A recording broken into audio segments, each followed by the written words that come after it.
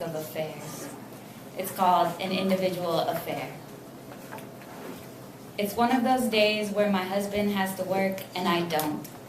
It's one of those times when I'm in a city full of strangers, calling a new place home before I've gotten to know any inhabitants. I crept into this town, staked my little home in the ground, and now I walk the streets unnoticed. My entrance came without one turn of the head, and the air would not shift if I were to leave. So I'm sitting at a bar. I used to think it was worse than eating alone at a restaurant. It's not. Restaurants serve food, bars serve alcohol. When you accept which is society's necessity, you'll understand what's more acceptable to do alone. One drink in and I belong here. It's not deviant to be lonely at a bar. The majority of patrons are. Even the ones who came with friends. They need a little extra something to seal the bond, to lubricate their thrusting about in the social sea. I'm alone, and this wondrous mustache takes a seat next to me. The cells in my skin perk up as they do when something near them piques their interest or poses a threat. Today, it's a simple longing to be touched. It's elementary school all over again, where the accidental slip of a crush's hand tickles along your arm and a freeway of nerves vibrates inward from your surface. The setup of bars is fantastic. You don't even have to look each other face to face.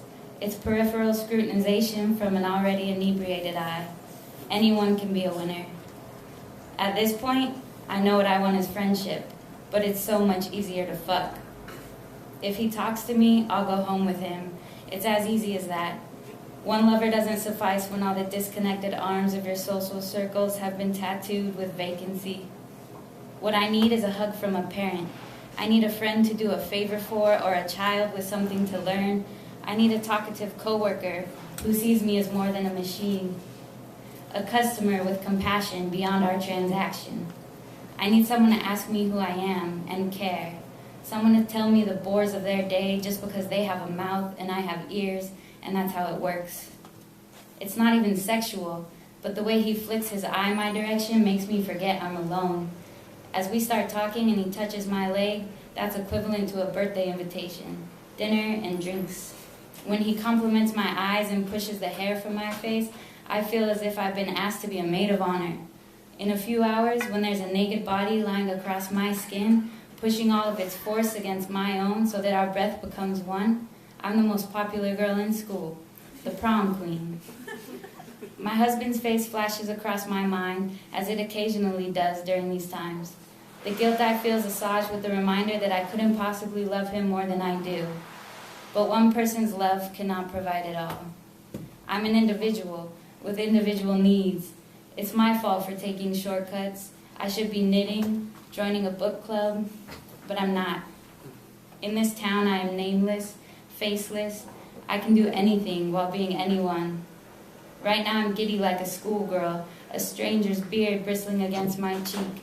And maybe you think I'm a bad person. Maybe I do too. But who am I to you? And this next one doesn't have title. Everyone around me was waiting for a train. It made sense. We were at the train station. Yet I was sitting there with nowhere to go, and no money for a ticket, even if some distant paradise called my name. I had a little purse with my notebook, a pen, and that's about it. I could tell you about the knife in my pocket, but that would be like telling you I was wearing a shirt. Of course I had a knife.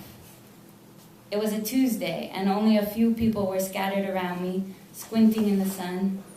I was seated in a far corner so as not to be bothered, and I was writing a poem on loneliness. I was lonely. I think I have been since that day. The day when you made me question the humanness of humanity, the value of connection between people, the honesty of touch, and how it can be the strongest weapon to transmit both love and hate. Now either motive makes me cringe. So what do you think I thought when out of the entire train station, this man came and walked directly over to me? This man who was also not waiting for a train. He had a shopping cart full of bags of cans and still had last night's bedding smeared on his face, roadside dirt. What do you think I thought when he came and sat down next to me?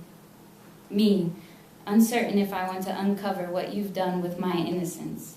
Me, desperate for redemption of my trust, of my optimism, of my hope, of me, who told myself I would not let you change me. I would not become jaded. I would not lose myself. Yet there's a knife in my pocket.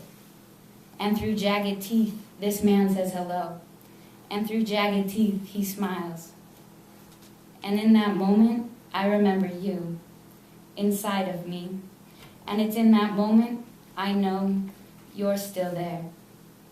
I feel the knife in my pocket, and I remember how I forgot to fight back. Thank you.